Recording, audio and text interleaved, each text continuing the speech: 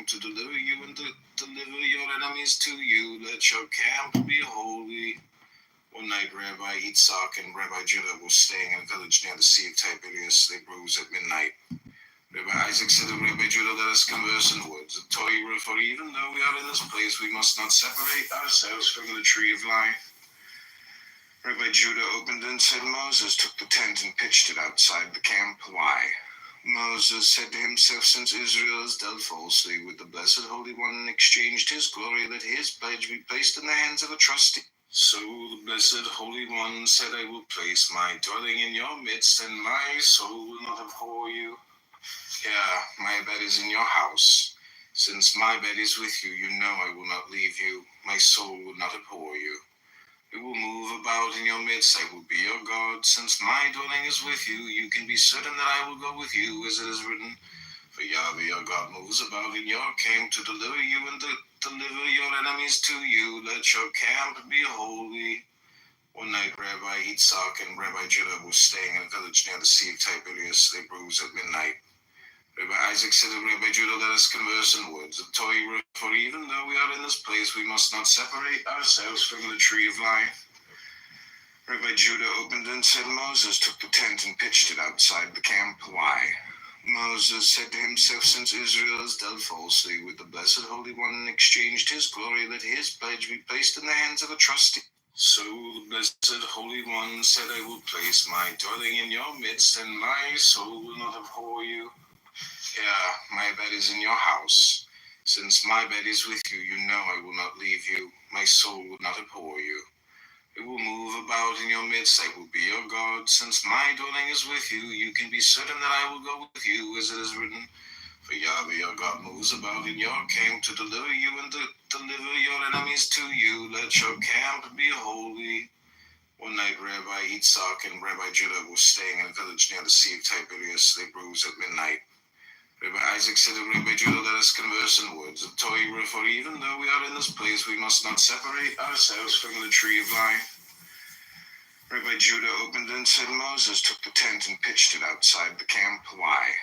Moses said to himself, since Israel has dealt falsely with the Blessed Holy One and exchanged his glory, let his pledge be placed in the hands of a trustee. So the Blessed Holy One said, I will place my dwelling in your midst, and my soul will not abhor you.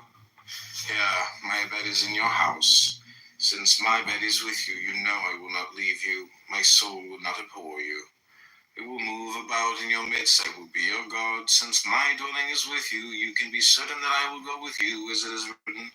For Yahweh your God moves about in your camp to deliver you and deliver your enemies to you. Let your camp be holy. One night, Rabbi Yitzhak and Rabbi Judah were staying in a village near the Sea of Tiberias. They rose at midnight. Rabbi Isaac said to Rabbi Judah, let us converse in words of Torah, for even though we are in this place, we must not separate ourselves from the tree of life. Rabbi Judah opened and said, Moses took the tent and pitched it outside the camp. Why? Moses said to himself, since Israel has dealt falsely with the Blessed Holy One and exchanged his glory, let his pledge be placed in the hands of a trustee. So the Blessed Holy One said, I will place my dwelling in your midst, and my soul will not abhor you. Yeah, my bed is in your house. Since my bed is with you, you know I will not leave you.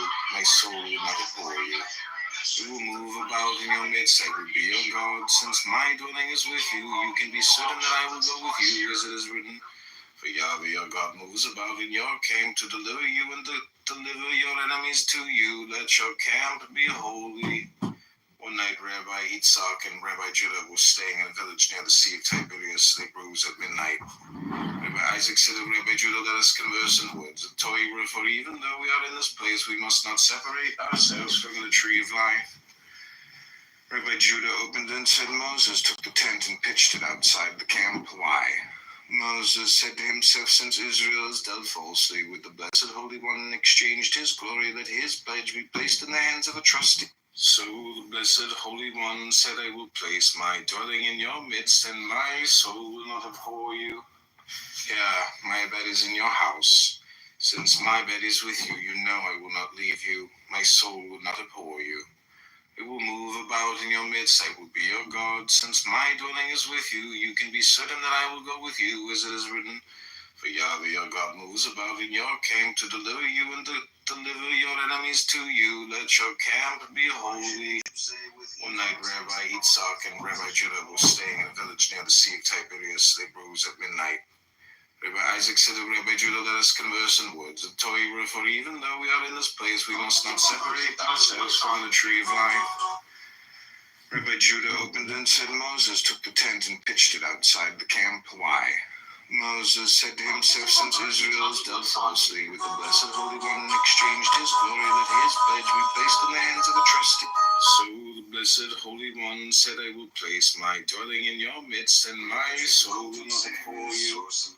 Yeah, my bed is in your house. Since my bed is with you, you know I will not leave you. My soul will not abhor you. It will move about in your midst. I will be your God. Since my dwelling is with you, you can be certain that I will go with you, as it is written. For Yahweh your God moves about in your camp to deliver you and deliver your enemies to you. Let your camp be holy.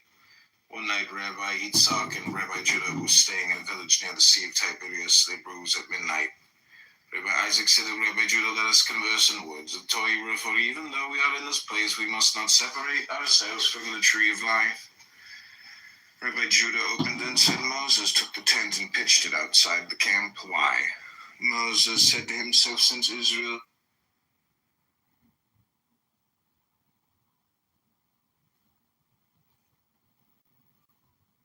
It has been told before they left the threshing place, Rabbi Yosef, son of Jacob, Rabbi Hezekiah, and Rabbi Yesa died. The comrades saw holy angels carrying them off in a canopy.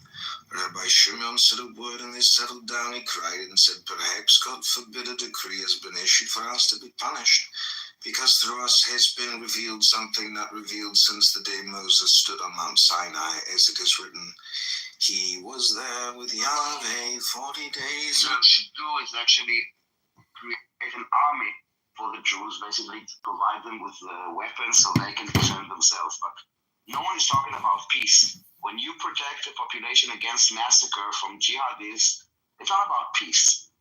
No one is expecting now peace. And also with the Gazans, it's not about peace. It's about, for us at least, it's about bringing the hostages back and securing safety and security.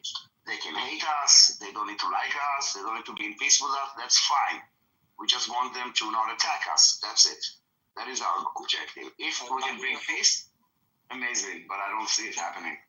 Daniel, help me to understand, what is the population of Druze next to Golan Heights? Do they feel like they want to create their own independent state, or what is their wishes? To be honest, I cannot speak for them, so I don't know. But let's say you make a recommendation that IDF need to train them. Eventually, they are the one who is able to become the peacekeeper of that south part of the Damascus, right? So why the fuck I think that's keep using the word peace if he's saying don't use the word though? Well, I mean, you can either use protection, you can in order for all these crises to stop, you have to eventually end up a point that is peace, right? Either by Abraham Accord or either by diplomacy or whatever. The ultimate goal is peace. Only people want to keep on create chaos would ignore that peace is will never be possible, right? But if people want a long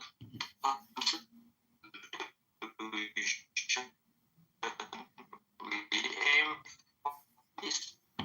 to figure out how to achieve peace, and Daniel has suggested that need to start training the tools community to be able to defend, and then if they can defend, then they can do what Israel is doing, peace through strength, right? So that's what they have it all.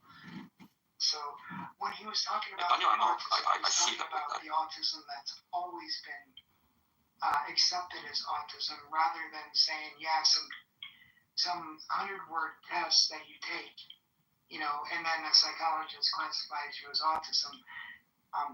I tend to side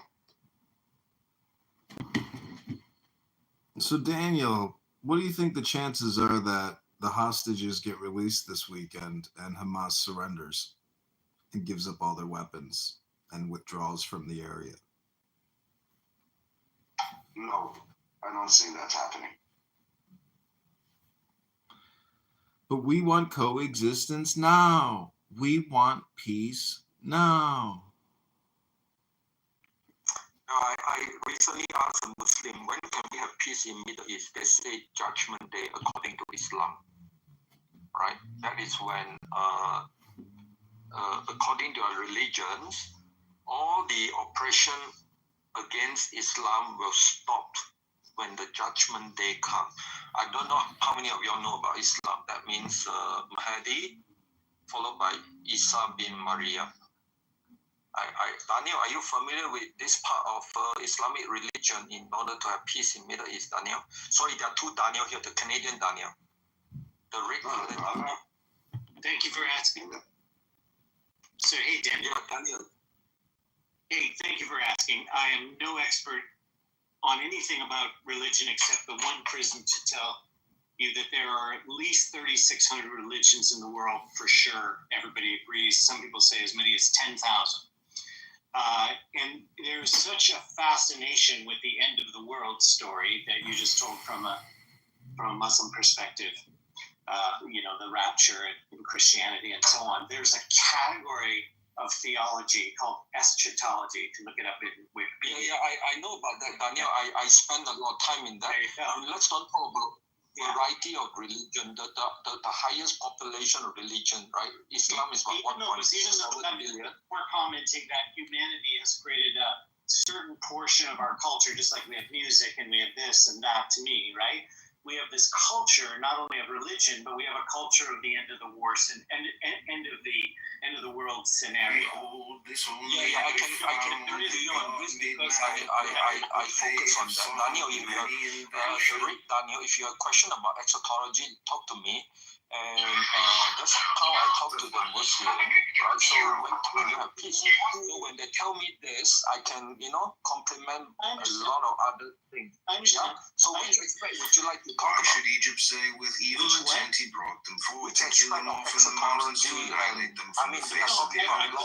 Turn from your blazing anger, repent of this wrong against your people. I'm talking more Remember as Abraham, an Isaac, and amateur Israel, your servants, how you swore to them by yourself and said to them, I will multiply your seed like the believe that stars peace of is not heaven. only possible but actually inevitable. And I don't think Yes. I don't Yes, think Daniel, in that aspect, I agree with you. okay. And I mean without a rapture, without an end of the world scenario, but peace on earth is possible if it is declared by ordinary human beings and not by nations in sufficient numbers for that to be real. If people could treat the formalization of that expression culturally into something they could recognize like a cultural document, then I believe it is possible that you could actually declare peace.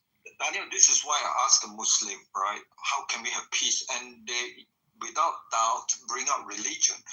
At the same time, Daniel, I understand you. I spoke to you a lot of time. But the truth is, if you are dealing with Middle East, you are dealing with the main religion, which is Islam. And if the people there say unequivocally that, Judgment Day, so religion decide peace, right? You can have all the beautiful words, all the beautiful humanity principle and so on. But the dominant religions and the dominant population in the Middle East, they all agree it's the Judgment Day and it's the religion base, right? And I would like a chance to respond to this because I appreciate you, even giving me some value in talking about what I just said as humanitarian. But I would like to instead question whether what I'm talking about is practical, because you just came back and said what religions agree, right? And I think the emphasis is on the word agree. If human beings are capable of making an agreement in sufficient numbers, then the agreement is what the power is in fact based on, right? It's not just a question of whether religions agree, it's what actual human beings in fact agree. That's the point I'm making. Yeah, the thing is when we deal with Islam, right? So that means like even wherever they live, right? Their priority is to follow what their Oman say. I think Yuho could say better, yeah. So then and then later on in the priority will be the country they live in, whether it's in Europe or in Canada or in US. So all whatever value, human value, humanity value, those come much lower in their priority. But when you deal with people who think like that's why Daniel, with all your, I know you have very high hope for humanity, for equal rights, for kindness, and all this stuff. And it's measurable too, right? Like what I'm talking about. I know, but it's just like the moment they are born, they are in a society. That society enforce a certain kind of practices that is just totally different from Daniel what you hope for the humanity. No, I don't think I hope for humanity. I'm talking about like more of a language. Like you say, I can speak this language so I can interact with these people. I'm using language to express that human beings incrementally are more powerful. I don't need to change humanity in order for that to have value, like you just said, in actual practice. When I have cash in my pocket, money, actual money, whatever we called money from Phoenician times to Bitcoin, was always based on agreement. When I have cash in my pocket, I just have like stored agreement. I go to the store, I don't have to haggle over the price. I just give them what it is. Human agency is built by agreement, whether it's money or power or anything else. And for people to believe that the only way they can have peace is when the afterlife comes, maybe that's true, but it's worth a try to create peace on earth at the same time. One is not in competition with the other. No, okay, so Daniel, I understand what you mean by the choice of right word and all this stuff, but I think if you add more factor into it, that's beside those things you believe, the choice of language and right word, and then you add Trump's what he claimed to be ability to make deal, and then you add religion, and then you add all these things, then the power is even bigger. The chances of bringing peace is bigger. So just using 1 out of 4, which is what you claim, is not going to give you as much leverage and power compared to using everything. May I ask a question, just see if we agree on this or not? Would you say that power is a fixed amount? Or is it no organic than that? Like it fluctuates in some way, right? You can build yes? It depends on the timing, it depends on the context and all this thing, right? For example, like Middle East, right?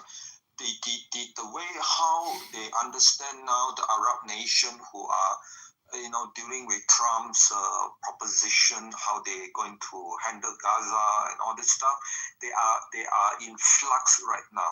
They used to be thinking during Biden's time, yeah, we have this formula, we are doing it and it's fine, we can just let it go, we don't have to do much. But when they are dealing with Trump, they have to keep adjusting, keep changing. It's a lot of stress, right? When this stress happens, then it can sometimes go high, sometimes get low. When you strike at the right time, then they are more willing to make a deal. So, and nothing else they got to do. Can I ask you a question in this, Dave? Yes. Which is of more power in any situation, the fighting or the deal? Which one? The one with the more wisdom is not to involve fighting, talking. Okay, so we could agree it's about the deal, not about the fight. Sometimes the fight is costing blood, time, and treasure. All right. So, yes. Yeah. So I'm just going to suggest that the idea that power is limited comes out of our belief for tens of thousands of years of scarcity as a generality, which for most every possible way you'd look at life. Even 100 years ago, you even asked the question about general scarcity and general abundance, right? So for thousands and thousands of years, we have come under this, there isn't enough to go around, so we have to divide it up. And now we're at this place where that's not quite the case. And the nations of the world that you're talking about are not really the only game in town anymore. I don't know if you realize that. Like, we could talk about money that's been invented that used to take countries to invent. That's a truth. That's a fact. Doesn't matter if people believe it's stupid or real or not. Can we restrict to Middle East? Well, in the Middle East, I think I guess that's why we're having two different conversations, because you're restricting it to the Middle East. And I'm simply saying that the way you overcome war is by planting the cultural roots to do it, not the not the geopolitical ones. Those you cannot enforce those, but you can absolutely. Daniel, I spoke to you a lot. I understand. I'd like to finish what I'm saying, Dave. I know you've got to respond different. I appreciate that. Yeah. But I'm answering your question is that there's a tortoise and the hare here. Okay? Maybe the hare can figure out how to impose some kind of peace on the situation, some international bodies, whatever sorts of collaboration agreements like that can be enforced. That's all one thing. There's nothing wrong with having another oar in the water of the tortoise. And the tortoise I'm suggesting is that we begin to invest in, research, and develop ways in which we can develop cultures of commonality between Palestinians and Israelis. That is possible to do. We already have examples of that. Daniel, I have to respect you that, if you don't spend enough time go deep into the history, religions, please. When you talk about culture and commonality, it's very suspicious. Daniel, don't talk down to me. Just because you I'm urging you to keep coming back here to the Jewish room to figure out what is the culture of commonality. When my family was one of 50 families that were actually named in the Spanish Inquisition, so you don't know who the hell you're talking to here. My mother and my uncle were actual refugees from Kristallnacht when they were 6 and 4 years old, and they stood off guards. And that uncle of mine co-founded the Union of Concerned Scientists. So don't give me some lectures here on what I don't know about Jewish history. That's wrong. No, you do not know about what is a culture of commonality. You just came up with the word culture of commonality. What does it mean? What is a culture of commonality between Palestine and Israel? What do you mean by this? You are a warrior yourself, Dave. That's why you can't tolerate to hear somebody you disagree with. No, I'm fine. Just define what is culture of commonality between Palestine and Israel. I know what I was saying, but you're attacking. You're not conversing, and everybody can hear. Go ahead. He left. But, yeah. So, anyway, we have people who are left. They look at the world, with high expectation from humanity, equal right, kindness, compassion, and everything. But for Middle East, if the main population there decided that Islam, the religion, is deciding when there will be peace, then all those high value may not work sufficiently. Right? See, Dave, your problem is you're making an all or nothing statement about Islam making decisions when it's really people making bad decisions. And when you pick up a firearm and you start shooting at somebody at a checkpost, you can expect, an Air Force to respond and bulldozers to come in. There has to be a zero tolerance for terrorism. There may be domestic disputes, but when you conduct, organized terrorist activities, that's murderous mafia activities in the military and police. Everyone has to respond. So the point is, like Daniel said earlier, Israelis just want to protect themselves and they want to live in peace and they don't want to be harassed and murdered continually and rockets shot at them in never-ending amounts. So the point is, Dave, when people start getting past politics and start actually seeking peace in their lives as opposed to being violent terrorist assholes who commit murder, which I don't think you can expect anytime soon. So don't live in delusional la-la land. You can expect terrible people and horrible governments to do terrible and horrible organized events against Israelis. Jews in Israel, they will always be a target, and they will always be strong and they'll always respond with force. So, buyer beware. And essentially, fuck around and find out. And that's what people will have to deal with if they fuck with Israel. They will find out. It won't be pretty for you if you fuck around. Israel's very strong and you will suffer the consequences. So there's really nothing to debate, in my opinion. These coexistence rooms are really just projection rooms for people to come in here, spout their propaganda, and then go about their business and go take a shit in the afternoon. I mean, that's about it.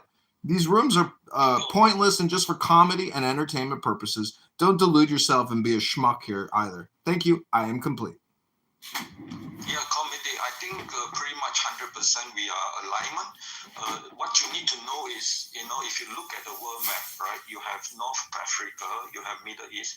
These are all previously non-Islam, but through series of caliphate, they become Muslim country. And a lot of the people there, if you pay them certain amount of money, they can be here 24/7. They can be here organizing open room 24/7. They can be here open room and like you say, for entertainment, for whatever purpose, recording the conversation and then make money out of it, and so on and so on. So that's why coexistence room, something like that, could be one of the way to record and sell the recording and make money, right, as part of the entertainment. But so peace through strength is what you just say, comedy. What you say about Israel is peace through strength, right? If you F Israel, if Israel F back, right? So that is called peace through strength, right? And the problem is, like you asked Daniel, right? How about the hostage and everything? So a hostage is a weapon to divide the Israeli society. That's it, period, right? So, but still, there is additional wisdom, right, in the Middle East. That is like for thousands of years, there are a lot of history to state that the people there believe in religion, and they have seen how religion can decide whether a side win or a side lose. And this remained the same in 2025. This aspect, which I just say when I ask Muslim, yes, it's a religion decide. But if you come from the left, from Western society or whatever, you would ignore this.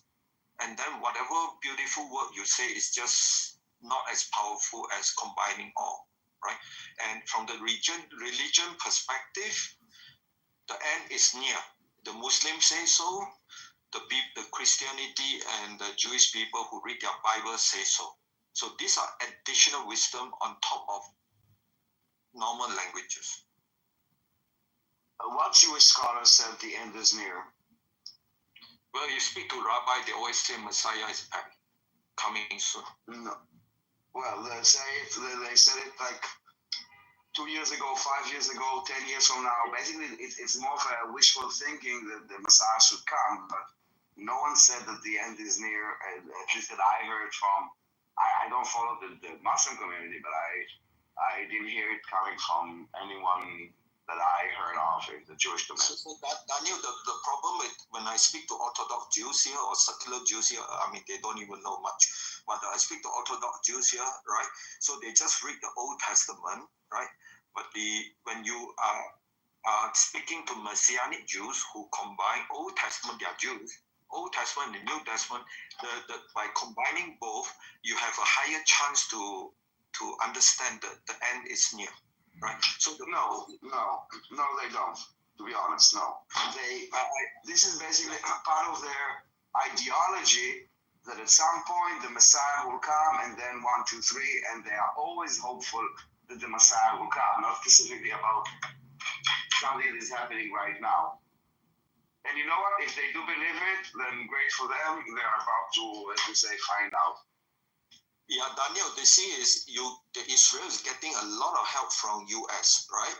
So US with Trump cabinet, right? He is historically, since the foundation of America, historically has the highest number of Catholics. These are the people who read both Old and New Testament. This is how they look at Middle East. They look at the Middle East. They know the end time is near.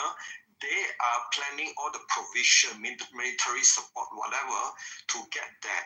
and they are looking at Middle East from the combination of Old and New Bible. The problem is the Orthodox Jews here in Israel only look at the Old, therefore they couldn't understand the American who are coming to help them. This is another limitation. Yeah, again, I'm not sure. I'm not sure that I get exactly what you're talking about, and I don't say it more like maybe I'm missing your point. I don't understand what what I'm you're saying saying. is that America is determined to help Israel because they read the combination of Old and the New Testament in the same. I'm not sure. I think that it's common values, and I think that the Trump administration understands exactly what we're fighting against. I don't think it has to do with Judaism or Christianity or anything. It's about we have a threat. When they select the United Nations representation of U.S. to United States, at the Senate inquiry and everything, Bible are quoted. The Bible are quoted during. But I don't think they really understand it. I don't think the Bible has anything to do with it. You cannot underestimate. I mean, the U.S. ambassador to U.S.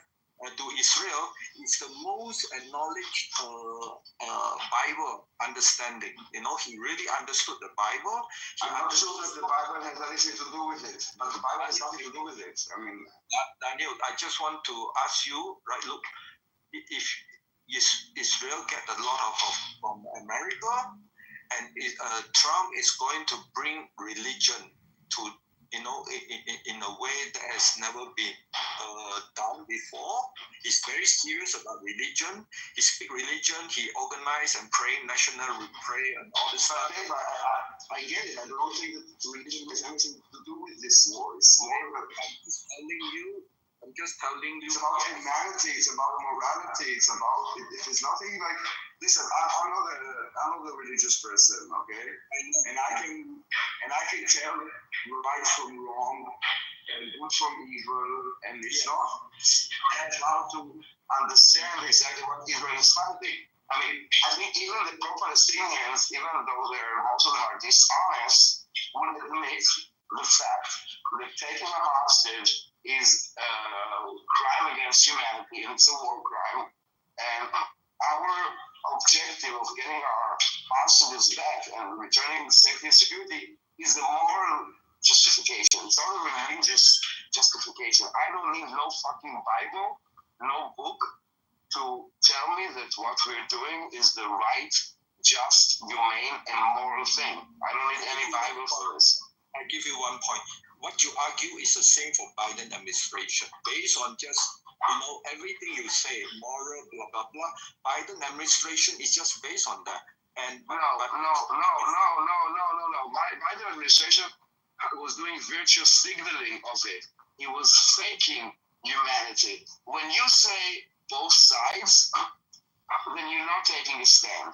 When you say, okay, well, there's the jihadi side that took hostages, and there's the other side that they took hostages from them. No, it's not two equal sides. One side is wrong, one side is bad. And I think morality is having a clear stance against what is right and what is wrong. And I think this is where, and I think one of the reasons that the Biden administration actually lost is because they were trying to please both sides. And you cannot please both sides. You do need to have a stand to what is right and what is wrong. Yes, you're correct. And this is why when it's only because Trump understood which side the Bible stands, so Trump chose a side that is more favorable to Israel. Biden does not see both side differences, right? And Trump see both sides are very different, and he chose a side that Bible favor, and that's why you're getting all the support you're getting from Trump administration. Well, Biden was a very big Zionist, and now it helped us. But I think as the war progressed,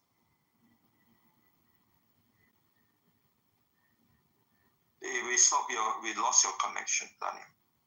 They are starting to put all kinds of statements like this. So that is not taking a side. That is playing on both sides. And when you don't take a stand, you lose. You need to take a very listen.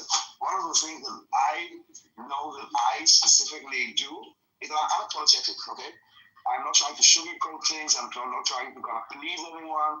I will call things as I see them, and I will not be apologetic for it. And I think that what the Biden administration did was trying to be apologetic about it. And you don't need to be apologetic about defending what's right, moral, humane, and just, and legal. You don't need to. You just need to do it. So Daniel, I just want to say, your Prime Minister, exactly know how to talk to the American. That's why he's able to get support. And part of it is he understands how to use Bible to talk to the American, and therefore is getting the support. Whether you don't agree with me, doesn't matter. But your Prime Minister align with this kind of communication. I don't think that religion needs to be a justification. I think it's a very bad position to go. We need to be just because it's just and moral and humane, not because God told us this. I don't agree with this concept of God told us, so we are right. No, we are right because of objective things. You don't need to believe in the Jewish Bible in order to know that we are right. And I think that when you put it into this, because it's using the text, I think it's a shot in the leg, to be honest. I don't agree with this approach. I mean, if it works, great.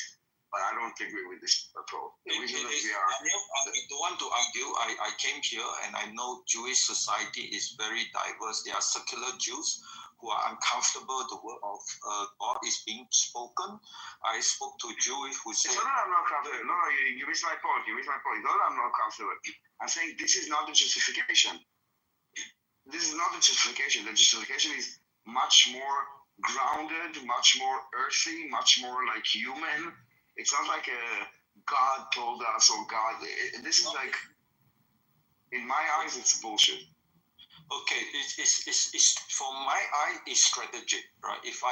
Let's say someone want to mobilize United States, want to mobilize Germany to come and help Israel, right? Germany now is governed by Christian party. Trump is pushing Christianity like crazy, right? If someone want to make Germany the leader, one of the important leader of Europe, and Trump, right, he claimed to have a power that want to help the world to come and solve Middle East. You need everything possible to help Israel, not just your way of thinking. You need everything. Listen, I understand what you're saying, but again, and I'm not the Prime Minister, so it doesn't really matter what I think. But I have my own integrity, and in my integrity, I think using the Bible is it's an excuse. It's because the Bible is, at the end, it doesn't say anything. It's about interpretation. Okay, Daniel, last argument, right? I already told you, right? So Sun Tzu art of war. You know yourself, you know your enemy. When I speak to your enemy, Muslim, how do we stop the war? Yes, for them it's a religious war. I'm not saying that it's not. I'm saying for us it's not. But Dave, I might lose you because I'm just boarding the train. I'm still here, but I might lose you. Yeah, sure.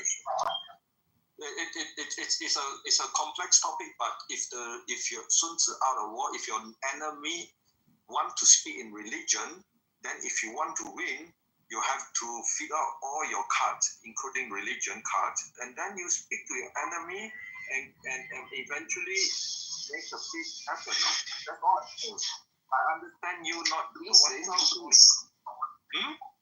But no one's talking about peace. Well, I asked the Muslim, when can we have peace? He said religion, right? So we need to use all the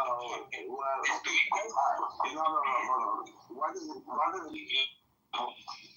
it mean religion? That's like a stupid. What does it mean religion?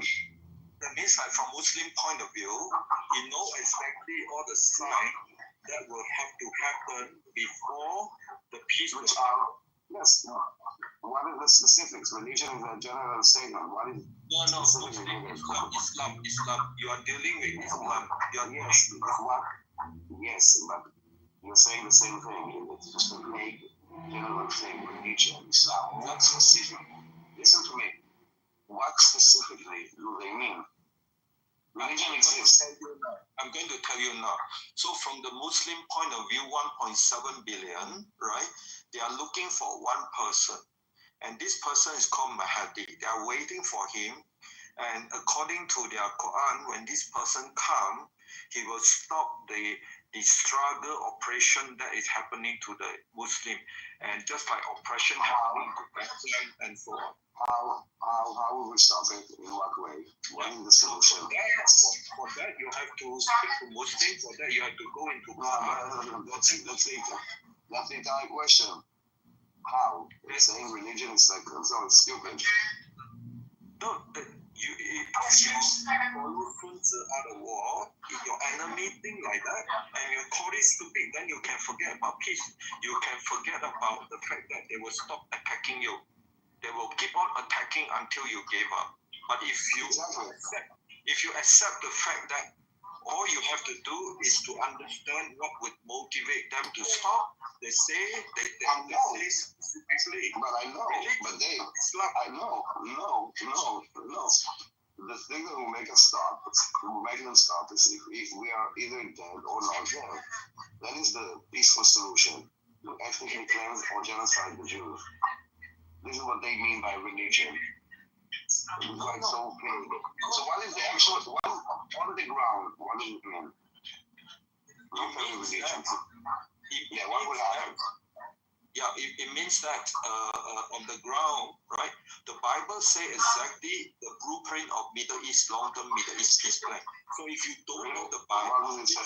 What does it say? I understand. I'm just saying you don't know your Bibles. The BB and the rabbi he worked with, and also the Trump, and also Mike Huckabee, they all know, they all have a common understanding, just like me, what is the long-term Middle East plan. So, Dave, enough with this like big words. Tell me specifically. I don't care about religion and like de facto. How does it affect? Like, how do you get to peace? What do? You kill all the Jews. That's how you get peace. Well, that's another way to get peace. You know? Hold on. Listen to me. One second, Dave. One second. One way to achieve peace is to exterminate all the Jews, and then you will have no conflict. Do you think that is peace? I don't think it's peace. Well, there will be no extermination of all Jews because So I'm asking what there will be. I'm asking this peace that you're talking about, and using like religion as a reason. How does it manifest in reality? When October 7 happened, right? And if you look into Bible, it say, yeah, we expected this. And then No. Sorry, no. Why do you argue with me? You don't know the Bible. Dave, please start some grass, okay? Nowhere in the Bible does it say that on 7th of October 2023, Hamas will launch a genocidal attack against Israel. Don't gaslight me. I don't know who told you this. And if you believe this, give me the chapter and the clause where it says so. Okay, first you just have to go to YouTube, you search October 7 Bible, you find a lot of stuff, okay? I don't care. Give me any of them was published, hold on. Was any of those videos published before 7th of October 2023?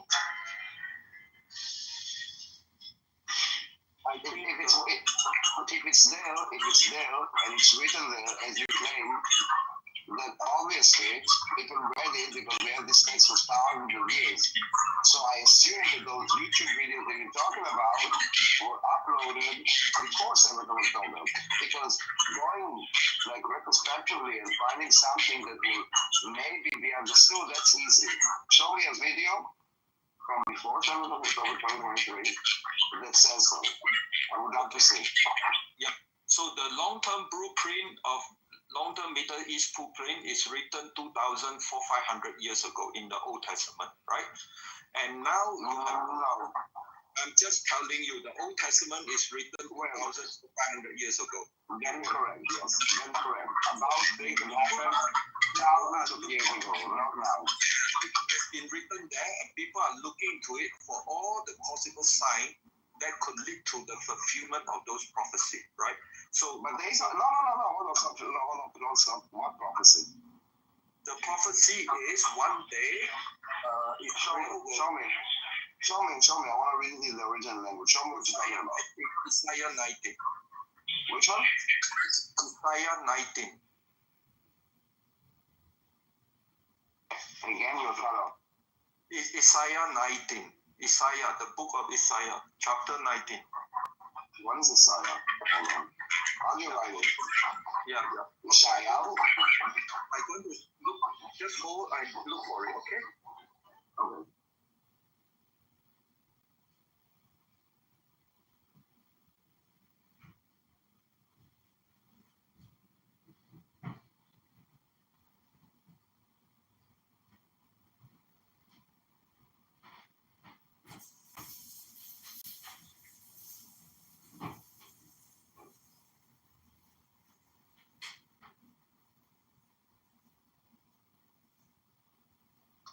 Did you say Isaiah 19?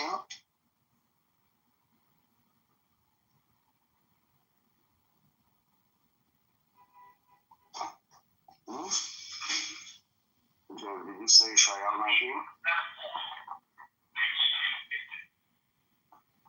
Yes. Hold on, pacing now. Okay.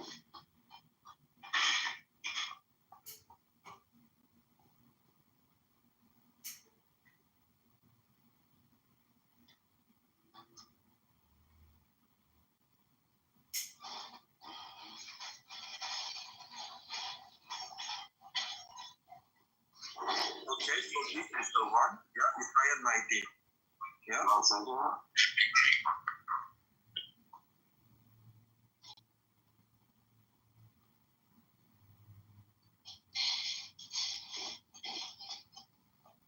Okay, so yes, I think we're talking about Isaiah 19. So Isaiah 19 says, Nisan Mitzrayim, Ine Adonai Eloheinu al Kal u'ba Mitzrayim v'nav elidei Mitzrayim v'kanav elidei Mitzrayim v'nas v'kibah.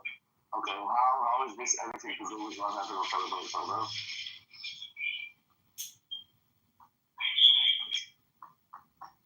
Wait for a moment. Like I read it in the original language and I don't see any... Okay, let me explain to you. So, during October 7th, we never believed peace would come. During August 2024, we also don't believe peace will possible. But after Assad regime got destroyed, and the fact that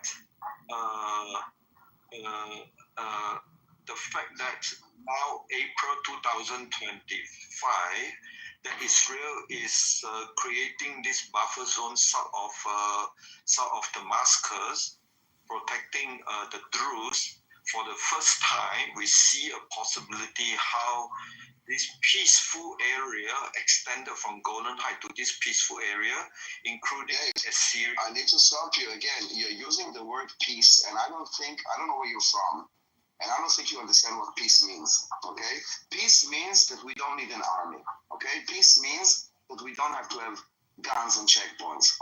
You're talking about peace as if it's like something that it's even in our reality, and it's not. So it's kind of weird to me. And also, I read this chapter, and loosely translated into English, it says, the Egyptian pronouncement mounted on a swift cloud, God will come to Egypt, Egypt's idols shall tremble in response, and the heart of the Egyptians shall sink within them.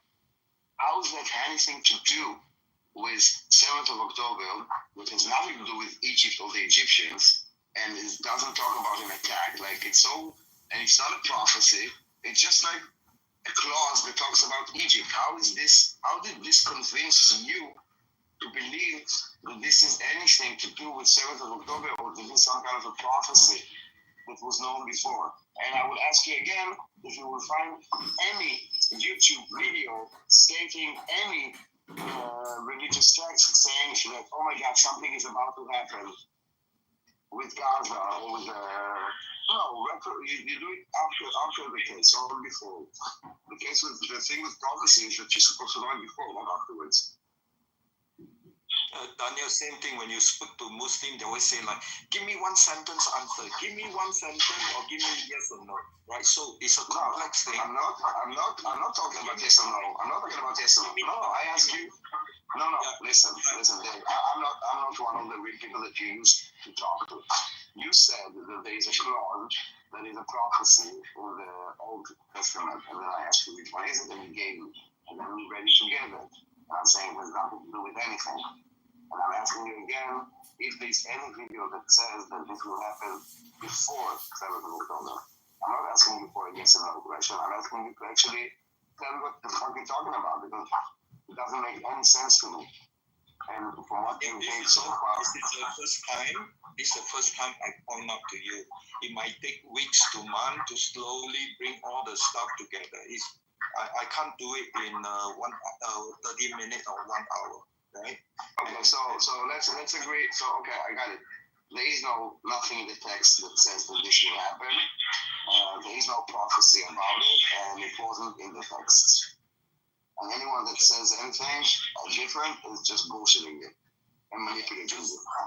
Just basically look, there are scholars, there are people who specialize in this topic, they are publishing books and everything, right?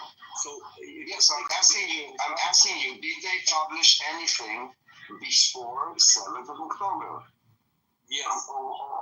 So show me this publication before 7th of October. I say it will take weeks to months for me to gather those things slowly and feed it to you. You cannot respectfully yes or no. I'm not asking for a yes or no, Dave. I mean, you don't sound like a stupid person, and I'm definitely not a stupid person. So why are you manipulating what I say? If you don't have an answer, you don't have an answer. Don't manipulate what I say.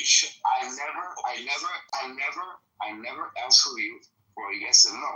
I'm asking you for proof of the things that you're claiming here. I'm asking you for being patient. And right now, I'm asking you for being patient. Okay, patient. Okay. It's not about patience. Listen, dude. You said something that scholars said that in the text they could see that 7th of October will come yada yada yada.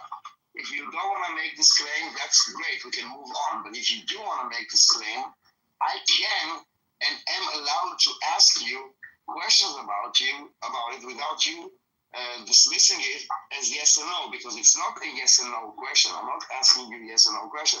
I'm telling you, show me what you're talking about.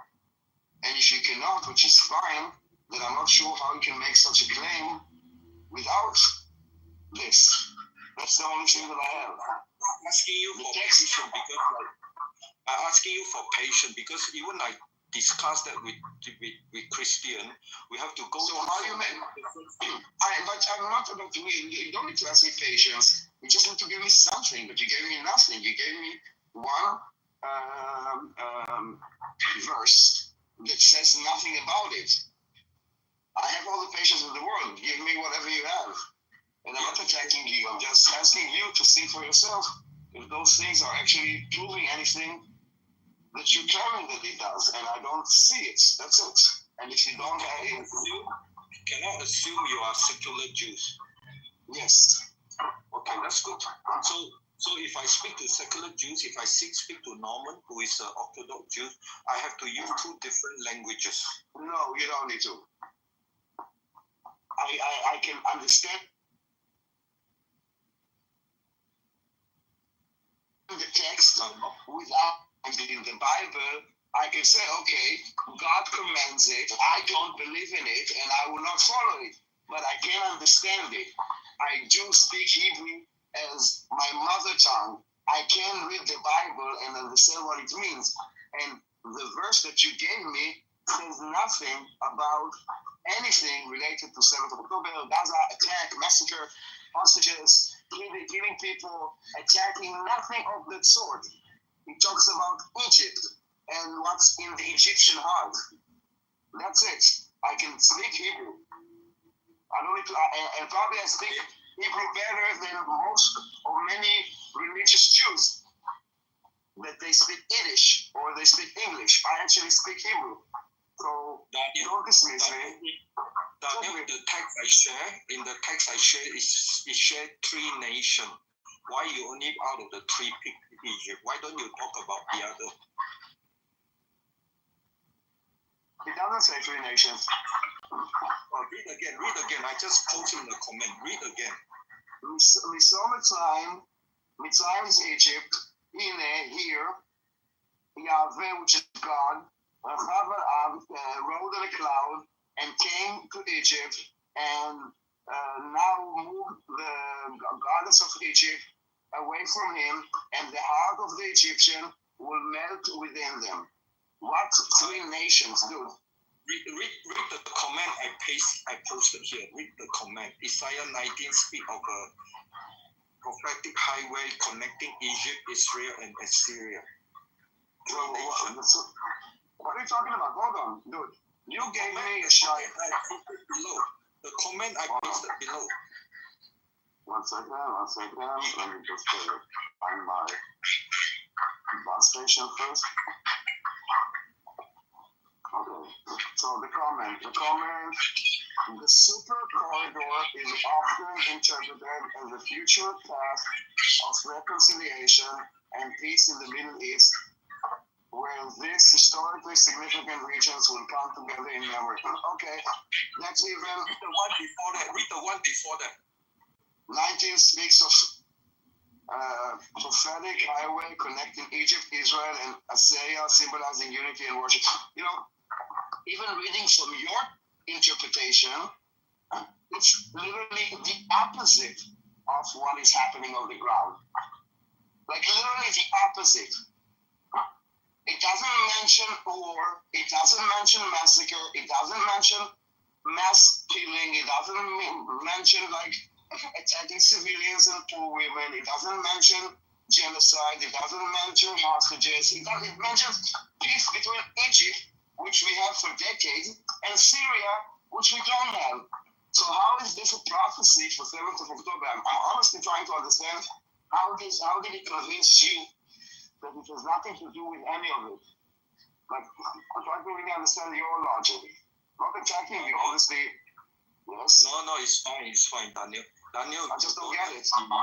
Yeah, I mean, we spend hundreds of hours, right? I mean, we looking at all this stuff, and of course you say a lot of things, and it reflects you have not gone through this 100 hours, so there are a lot of things has to build on top of each other to get to understand how Bible communicate, right?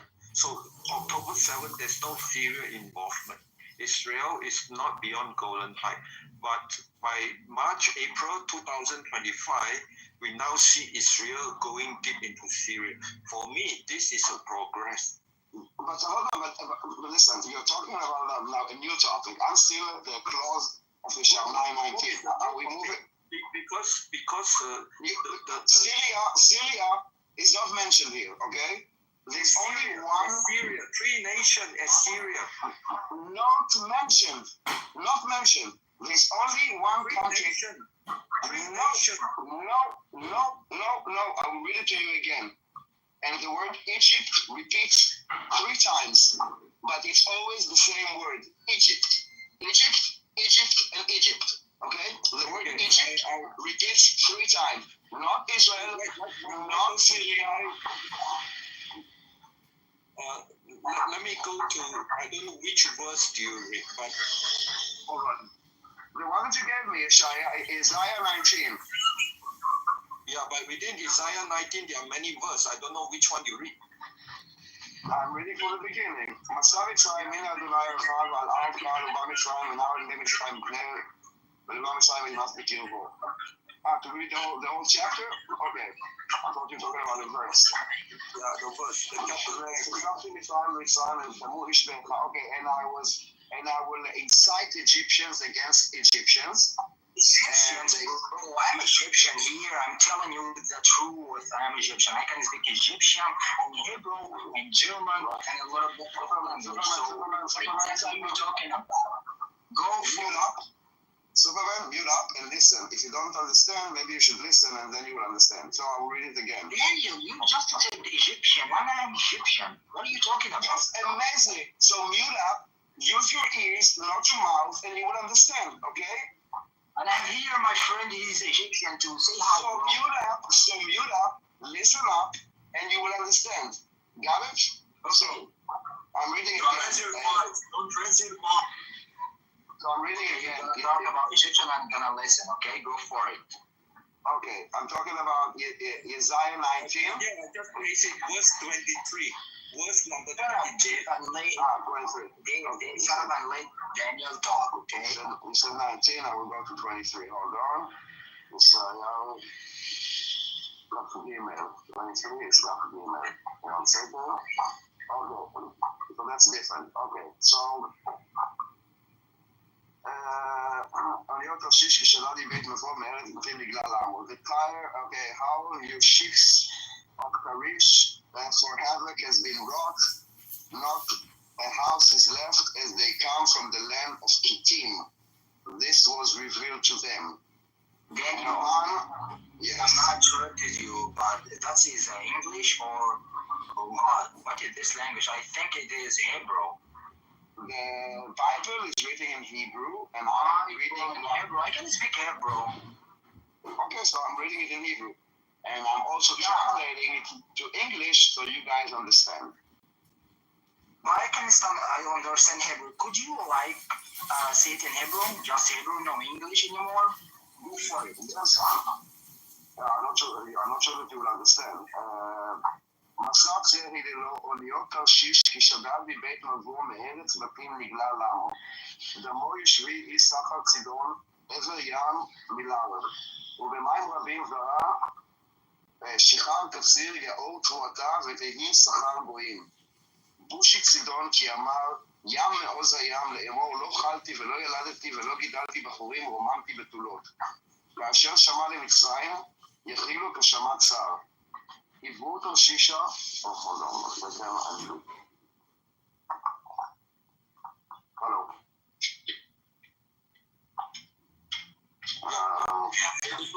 תרשישה היא דבר שרעית, אבל אנחנו מרגיש לנו מקדם כדתי ולוח, רגליה מרוחות לגור, מי העץ זאת על צור מעתירה אשר שכריה שרים כנעניה לבני ארץ, יעלה תורנו ויחשב חלל גאון, כל צברי, להגיע כל לבני ארץ.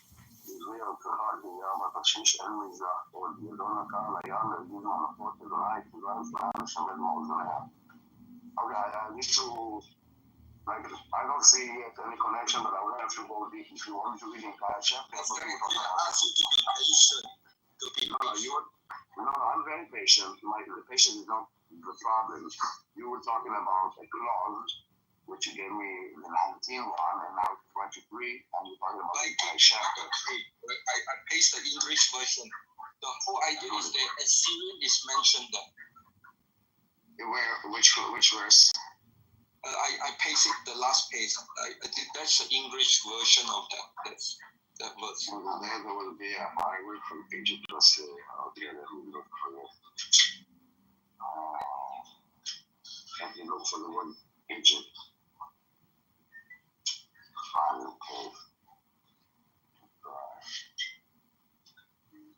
Okay. I don't see the word. Can you tell me? Okay, maybe I get points, but I don't see, like, when the entire chapter, the word Egypt is mentioned once.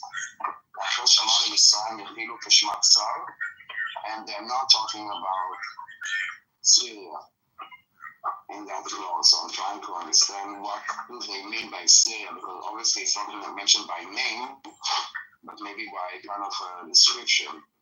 But I don't find it here. It's Canaan, I see Canaan.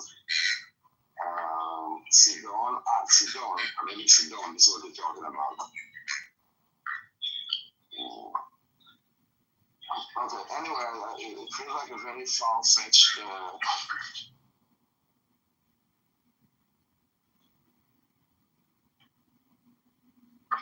and I don't think that the kind of a rabbi was saying this. Can you show me which rabbi is saying this?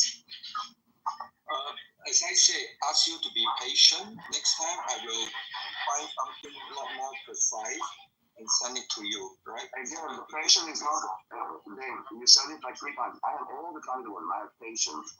But you know, you're the one bringing it. If you don't have the information, that's fine. But don't try to skew it as if that I'm impatient. Okay. To have a conversation and then get proof in a few months.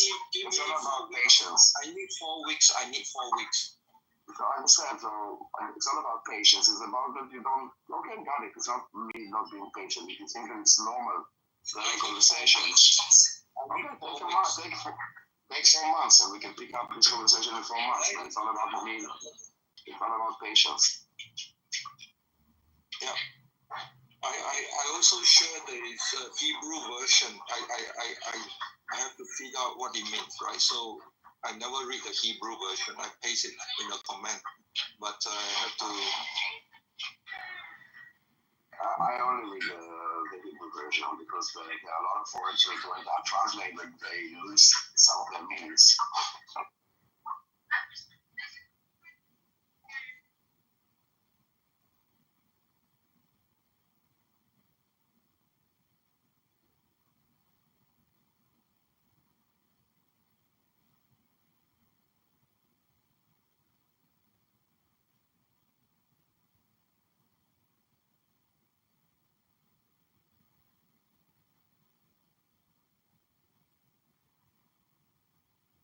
So Daniel, in the Hebrew is called Ashur.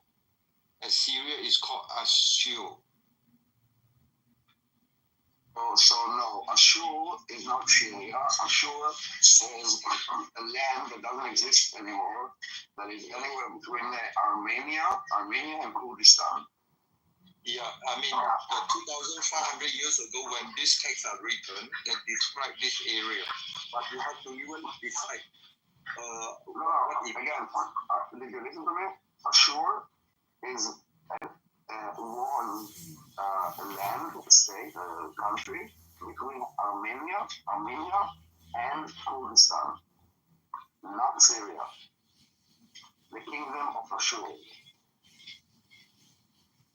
It's like we're talking about like 5,000 years ago. But the places where it is, it's not Syria. I can show you a map where it is. It's not even close to Syria. So that's a weak translation to Ashur. You can also Wikipedia it.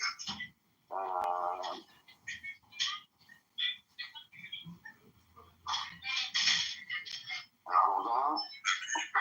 It's Assyria. Assyria is not. So I asked ChatGPT, does Assyrian live in modern Syria? And they say yes. Yeah, in yes. Yes. So also Jerusalem, not Jerusalem. Either you're talking about what was then or what is now, because back then Assyria or also included Jerusalem. No? Yeah. So that was part of Syria. Yeah, the whole thing is this super corridor, right? Including Jerusalem, Assyria, living part of East Syria. If you ask me October 7, I would not Isaiah 19. But if you ask me now, April 2025, then I see a progress that is Israel present there and creating safety, protection from truth. That for me is a progress. So this Assyria back then was also basically was the entire what we know today the land of Israel and also part of Egypt. Yeah. So I don't think that and the Bible describes things that happen, it's not a prophecy. Well, this to be debated and discussed, and we have to go back to the time point of Isaiah when he's writing that, and then that's how he understands the world. And then when Assyria means Egypt, he wouldn't have to write Egypt anymore. He said Egypt to Assyria, right? So So that's what he understands. And we have to figure out the text in the past. What exactly Isaiah talking about. That's why it's not going to be a quick thing. He will take But whatever he was talking about is, I'm not sure how whatever he was talking about 5,000 years ago is relevant to what's happening now, to be honest. I think it's a bit of a... Just telling you, there are many scholars writing about this. Yeah, there are many scholars. Which one? This is what I asked. Yeah, any of them, and my question was, did any of them say that this is the prophecy before it happened or only retroactively? Okay, so normally we say has yet to pass. That means like not yet fulfilled. This is not yet fulfilled. This prophecy not yet fulfilled. No, but you said the 7th of October. I thought, okay, so maybe I'm confused. I thought the entire conversation started by saying that the 7th of October is a prophecy that was in the Bible, and this is how we got to the States. I asked you about, show me what you're talking about. It's confused. What I'm saying is during October 7th, during the entire 2024, I never think we are so close to Isaiah 19. I never think. But after April 2024, when IDF went deep inside there, then I see that this prophecy might be working. Who said it's a prophecy? This is what I'm trying to understand. Like, you're making many assumptions that I don't see. So let's one by one. First of all, who said that it's a prophecy? First, I ask you, is Isaiah a prophet or not? I'm asking who said it's a prophecy that didn't happen, that should happen now. I mean, first you have to ask your question, is Isaiah a prophet? That means he's yes, I personally, like, I don't believe in all that. Yeah, that's why if you don't believe how, that's why I have more problem talking to you. But it doesn't matter. It doesn't. No. It doesn't. Actually, it doesn't matter, because if it is a prophecy and it's so obvious, what I'm asking you, and I asked you a few times, if it's such an obvious prophecy that all those smart scholars could say that it predicts 7th of October, so what my humble request is, can you show me any one of those prestigious scholars that said this claim before 7th of October? If this is a prophecy that is so obvious what they're talking about, I'm just trying to understand if any of those smart people could figure it out before it happened. Because retroactively, to find connections, okay, this is, I mean, obviously, you will find many clauses that talk about the region. We live in the same area. And you can find a lot of interpretations and say, okay, this is maybe they mean because here you see Egypt, here you see Israel, here you see there's a fighting or a war. I don't buy it. Sorry. I would buy it if you would say, hold on. I would buy it, even if I don't believe it, if you would say it before. Not after, because after I could also be a make-believe religious person and find a clause that I will find interpretation. But if it's a prophecy, the idea is that it's before it happens, not after. That's it. Yeah, this is a prophecy because it's not yet complete. Anyway, I got to my destination, so I need to shut down here. Yeah, I need a month, Daniel. I need a month, okay? A month? I need 1 month, at least 4 weeks. 1 month. I thought you needed... No problem. All right, so I'm everything is cool, okay? Talk to you later. Okay, bye-bye. Bye-bye. Yeah. So, guys, I got to go, right? I'm here to kind of get Daniel to, get his point of view. So, committee, do you have anything to say before I close the room? Yeah. So, I guess I close the room, yeah?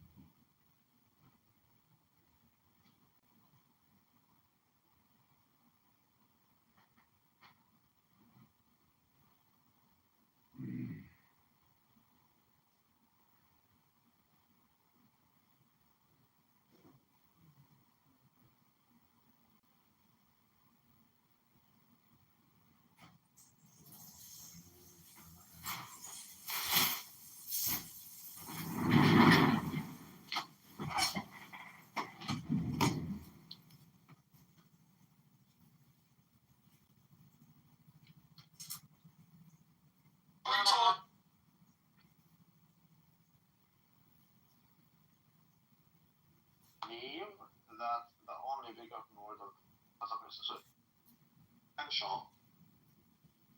and life-giving Trinity came down from the heaven for us men and for our salvation, and was incarnate by the Holy Spirit and the Virgin Mary, and became man. That is, he became perfect man while remaining God, and in no way altered or transformed the divine nature by his contact with the flesh, but assumed humanity without change. And he, who is passionless, according to his divine nature, suffered the passion and the cross, and on the third day rose from the dead and ascended into heaven and sat at the right hand of God the Father. We believe in accordance with God, holy tradition, and teaching in one holy Catholic Apostolic Church. We acknowledge one baptism for the remission of sins. We look for the resurrection of the dead and the life of the age to come. Additionally, we acknowledge a single